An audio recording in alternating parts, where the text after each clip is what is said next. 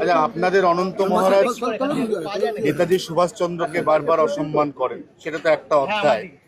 তো কালকে মমতা বন্দ্যোপাধ্যায় শ্যামবাজারে নেতাজিকে সম্মান জানাতে গেলেন, যেটা আপনারা করছেন না বলে ওনার অভিযোগ। তা ওখানে আপনারা ওনাকে চোর চোর স্লোগান দিলেন কেন? মমতা ব্যানার্জি তো নেতাজিকে নেতাজি বানিয়েছেন। দিল্লির বুকে নেতাজির মূর্তি মোদিজি স্থাপনা করেছেন, সারা বিশ্বে নিয়ে গেছেন। উনি কোথাও কোথাও নেতাজির নাম নিয়ে ওনার রাজনীতি চমকেছেন খালি। সেই জন্য হঠাৎ দেশপ্রেমিক হতে যাবেন না। যখন ডজন ডজন লোককে হত্যা করা হয়েছিল, কারো বাড়িতে উনি যাননি। আজ হঠাৎ কারো বাড়িতে গিয়ে সমবেদনা দেখাচ্ছেন, লোকে হজম করতে পারছে না এটা। তো সেই জন্য করুন উনি, ঠিক আছে। তো চোর শুনতে হবে, এটা তো ঠিকই ছিল, পুরো পার্টিটাই চোর, আর ওনার নেতৃত্বেই চোরেরা বেড়েছে। তো কেউ যদি চোর স্লোগান দেয় তাহলে অসুবিধা। জয় শ্রীরাম বললে উনি জেলে ভরে দিতেন, আর চোর শুনতে কিরম লাগছে? না, উনি প্রাক্তন মুখ্যমন্ত্রী, তারপর উনি একজন মহিলা, উনি শ্যামবাজারে নেতাজিকে প্রাক্তন এমএলএ এমপিরাই তো জেলে গেছেন, বর্তমানটা থোড়ি না যাচ্ছে। আর এরা সব ওনার অনুপ্রেরণায় কাজ করেছে। কেউ যদি বলে থাকে শুনে নিন, একটু সহ্য করার ক্ষমতা বাড়ান। অনেকদিন সহ্য করলেন না কিছু। মানুষের মুখকে বন্ধ করবে। হাজার হাজার কোটি টাকা লুটে, 30,000 কোটি টাকা জল জীবন মিশনে চলে গেল, কারো বাড়িতে জল পৌঁছলো না। তো চোর কে? উনি তো মুখিয়া ছিলেন না। যে ইয়ে ছিল, 100 দিনের কাজের টাকা লোক পেত না, লুট হতো। আবাস যোজনার টাকা পেত না, কেন্দ্র সরকার বন্ধ করে দিয়েছিল। সে টাকাগুলো কোথায় গেছে? কে লুট করেছে? উনি তো মুখ্যমন্ত্রী ছিলেন, কোনোদিন কাউকে ধরেছেন? কোনো প্রধান ধরা পড়লে পার্টি তাকে শোকজ করতো, তার বিরুদ্ধে আইনি ব্যবস্থা কখনো হয়নি। কে শিখিয়েছে? তো চোরেদের রানী উনি, এটা তো সবাই জানে। আমি বলিনি, এটা কুণাল ঘোষ বলেছেন। তা আর যদি পাবলিক সেটা বলে তো খারাপ কি আছে? এবার হচ্ছে দেবরাজ, 5 বছরে দেবরাজের মোট সম্পত্তি 100 কোটি। বাগুইয়াটি থেকে শুরু করে কালিম্পং পর্যন্ত সব জায়গায় উনি রিসোর্ট হোটেলের মাধ্যমে বিপুল সম্পত্তি করে ফেলেছিলেন। দেখুন, পশ্চিমবাংলায় এত কোটি টাকার মালিক আগে আমরা শুনিনি। 100 কোটি 200 কোটি বাঙালি কোনোদিন শোনেনি। হ্যাঁ, আমরা জানতাম বড় বড় বিজনেস পার্টি আছে, মারোয়ারি আছে, তারা কোটি কোটি টাকার মালিক, তারা কলকারখানার মালিক। জানি বাঙালি কিছু না করেই কোটি কোটি টাকার মালিক। এই চমৎকারটা মমতা ব্যানার্জি করিয়েছেন। তার পার্টির বেশিরভাগ নেতাই এখন 600 কোটি টাকার মালিক।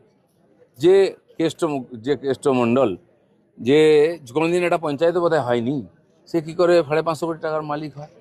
সেখানেই আরেক নেতা ধরা পড়লো, সে 350 কোটি টাকা, 400 কোটি টাকা। এখন এক একজন কাউন্সিলর, এমএলএ, এরাও 600 কোটি টাকার মালিক হয়ে গেছে। মমতা ব্যানার্জিকে অস্বীকার করতে পারবেন? এর জন্যই তোমাকে আজকে এইসব কথা শুনতে হচ্ছে।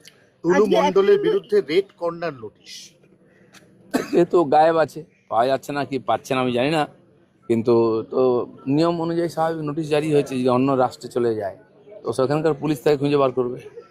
ইডি তৃণমূল নেতা সব্যসাচী দত্তের তোলাবাদী 14 কোটি টাকা বাজেয়াপ্ত করলো। আমি বললাম তো, যে কোনো টিএমসির নেতার বাড়িতে যদি রেড করে 2-4 কোটি টাকা পাওয়া যাবে। কারণ এখন টাকা লুকোবারও জায়গা নেই। কোথাও পুকুরে, কোথাও বাঁশ ঝাড়ে, কোথাও কি বলে পাট ক্ষেতের নিচে লুকোনোর চেষ্টা হয়েছে, সেগুলোও বেরিয়ে যাচ্ছে। এত টাকা ঝেড়েছে, আর পশ্চিমবাংলাকে কাঙাল করে দিয়েছে। এরা তো এই নেতারাই করেছে। পানিহাটি শ্মশানের ফাইল খুলতেই নির্মল ঘোষ বেপা। নির্মল ঘোষ হাঁটতেই পারেন না, কোথায় আর যাবেন? আছেন কোথাও আশেপাশে। ওই এলাকাকে ত্রাস করে রেখেছিলেন উনি। আমি যখনই ওখানে যেতাম, আমাদের পার্টির লোককে কোনো প্রোগ্রাম করে দেওয়া হতো না। ওনার ছেলে জামাই এরা মিলে খুব অত্যাচার করতো লোকের উপর, সাধারণ মানুষের উপরে।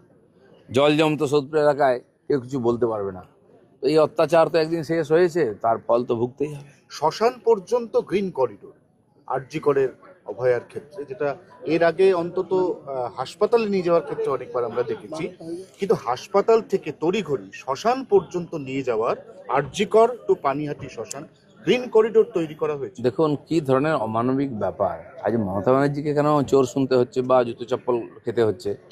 একটা ডাক্তার যে 36 ঘন্টা ডিউটি করেছে, একজন মহিলা ডাক্তার, তারপরে তার উপরে যে জঘন্য অত্যাচার করা হয়েছে, খুন করা হয়েছে, তারপরে সরকার কত অমানবিক, রাতারাতি তার বডি নিয়ে যায়, তার বাবা মাকে দেখতেও দেওয়া হয়নি। আর নান্টু ঘোষ কোথা থেকে তার অভিভাবক হয়ে গেল? সে সই করে আর গ্রিন করিডোর তৈরি করে তার বডিকে নিয়ে গিয়ে একদম জ্বালিয়ে দেওয়া হলো, তার বাবা মা জানতেও পারলো না। মমতা ব্যানার্জি সব করিয়েছেন এগুলো। আজ তো সবে শুরু হয়েছে, এটা ট্রেলার দেখছেন, আরও অনেক কিছু খেতে হবে। এবং যেই নেতারা এই কাজের সঙ্গে যুক্ত, জঘন্য অপরাধ করেছে, তারাও ওই যে ধর্ষক খুনি আরজি করে তার চেয়ে কম অপরাধী নয়। এসএসসি তো তৃণমূল জমানায় একেবারে ঘুঘুর বাসা হয়েছিল, সেইটাকে এবার ঢেলে সাজানো হচ্ছে, তাতে 3জন সন্ত তাদেরকে যোগ করা হচ্ছে এবার সেই এসএসসিতে। রামকৃষ্ণ মিশনের সন্তরা আজ রামকৃষ্ণ মিশনের যে স্কুল কলেজ চলে, যে কোনো স্কুল কলেজের চেয়ে ভালো শিক্ষা ব্যবস্থা খ্রিস্টান মিশনারিরা দেশে চালাতো, তার প্যারালাল হিসাবে রামকৃষ্ণ মিশন এখানে নয়, নাগাল্যান্ড মণিপুর পর্যন্ত পাহাড়ি এলাকায় পর্যন্ত গরিব সাধারণ ট্রাইবেলদের মধ্যে শিক্ষার আলো পৌঁছে দিয়েছেন। সেখানে শিক্ষা এবং তার যারা প্রিন্সিপাল আছেন তারা এমনি খালি সাধু নয়, তারা সাধুর বেশে একজন তপস্বী এবং তারা হচ্ছেন শিক্ষার বিশেষভাবে আর শিক্ষাব্রতী।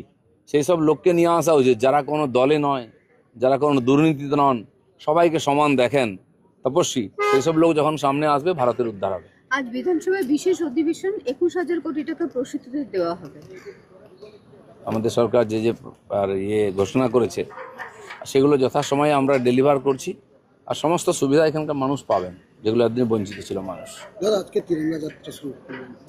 দেখুন, এক সপ্তাহ ধরে তিরঙ্গা যাত্রা চলছে, 15 তারিখ অবধি চলবে। তো গ্রামে গঞ্জে শহরে সব জায়গায় তিরঙ্গা যাত্রা হচ্ছে। এখানে পার্কেতে বহু লোক বেড়াতে ব্যায়াম করতে আসেন প্রতিদিন। সারা বছর আমরা বহু অনুষ্ঠান, বিজয়া, দীপাবলি, ঈদ সবই হয় এখানে, এবং অন্যান্য সামাজিক ধার্মিক বিভিন্ন অনুষ্ঠান হয়। তো আজকে আমরা এখানেও সবাইকে নিয়ে তিরঙ্গা যাত্রা করলাম।